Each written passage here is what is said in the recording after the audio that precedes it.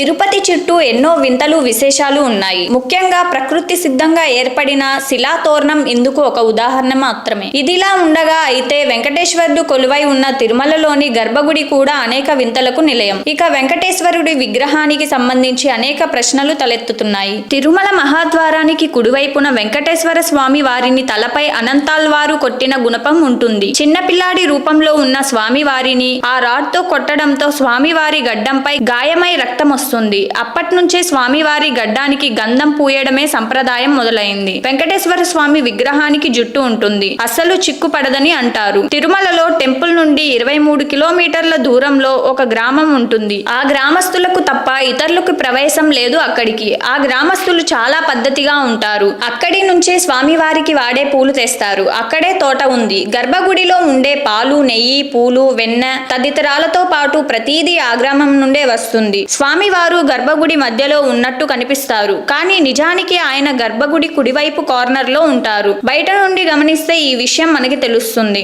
స్వామివారికి ప్రతిరోజు క్రింద పంచ, పైన చీరతో అలంకరిస్తారు. అతి దగ్గర నుంచి చూస్తే ఈ విషయం స్పష్టమవుతుంది. గర్భగుడిలో నుండి తీసివేసిన పూలు అవి అన్ని అస్సలు బయటికి తీసుకురారు. స్వామి వెనకాల జలపాతం ఉంటుంది. అందులో వెనక్కి చూడకుండా విసిరివేస్తారు. ఆ పూలు అన్ని కూడా తిరుపతి నుండి 20 కిలోమీటర్ల దూరంలో ఉన్న వేర్పేడు కాళహస్తికి వెళ్లే దారిలో దగ్గర ఉన్న ఒక కొలనులో పైకి తేలుతాయి. స్వామివారికి వీపు మీద ఎన్నిసార్లు తుడిచినా తడి ఉంటుంది. అలాగే అక్కడ చెవి పెట్టి వింటే సముద్రపు ఘోష వినిపిస్తుంది. స్వామివారి ముందర వెలిగే దీపాలు కొండెక్కవు. అవి ఎన్ని వేల సంవత్సరాల నుండి వెలుగుతున్నాయో కూడా ఎవరికీ తెలియదు. గుడిపైన శిల్పాల్లో నంది విగ్రహం కూడా ఉంటుంది. దీంతో అది వైష్ణవాలయం కాదు, శైవ క్షేత్రం అన్న వాదన కూడా వినిపిస్తోంది. 1800 సంవత్సరంలో గుడిని 12 సంవత్సరాల పాటు మూసివేశారు. అప్పటి రాజు దేవాలయం ముందు 12 మందిని చంపి వేలాడదీశాడని దోష నివారణ కోసం ఆలయాన్ని మూసివేసినట్లు చెబుతారు. ఆ సమయంలోనే విమాన వెంకటేశ్వర స్వామి వెలిశారని తెలుస్తోంది.